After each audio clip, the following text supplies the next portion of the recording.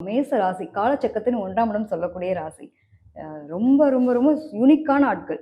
எந்த ஒரு இதுவுமே இல்லாம நாங்களா வந்தோம் பார்த்தீங்களா, எங்களுக்கெல்லாம் முன்னாடி யாருமே சொல்லி தரக்கூட ஆளு, நாங்களா வந்தோம் அப்படின்ற மாரி தனித்துவமான ஆளு. இங்க செவ்வாய் தான் அதிபதி. எப்பவுமே வந்து செவ்வாய் அப்படின்னாலே வேகமான ஆளு, துடிப்பான ஆளு.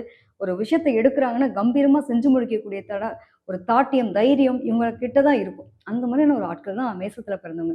இங்க சூரியன் உச்சமடையுது. அதாவது காலபுருஷனின் 5ஆம் பாவத்தினுடைய அதிபதியாகிய சூரியனே இங்க தான் உச்சமடையுது. ஸோ, அதே மாரி இங்க சனின்ற கிரகம் நீச்சம் அடையக்கூடிய தன்மை இருக்கு.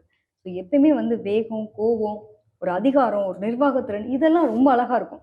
எல்லாமே எங்களுக்கு அழகா இருக்குங்க. ஆனா, இந்த வாழ்க்கைன்னு வரும்போது நாங்க படுற அவஸ்தை எங்களுக்கு தானே தெரியும் அப்படிங்கிற நிலை உண்டு. ஸோ, இவங்களுக்கு பார்க்கும்போது இன்றைய நாள்ல இதுக்கு வந்து பார்த்தீங்கன்னா, தனுசு ராசி பூராட நட்சத்திரம் தான் இன்றைய நாளே பிறந்திருக்கு.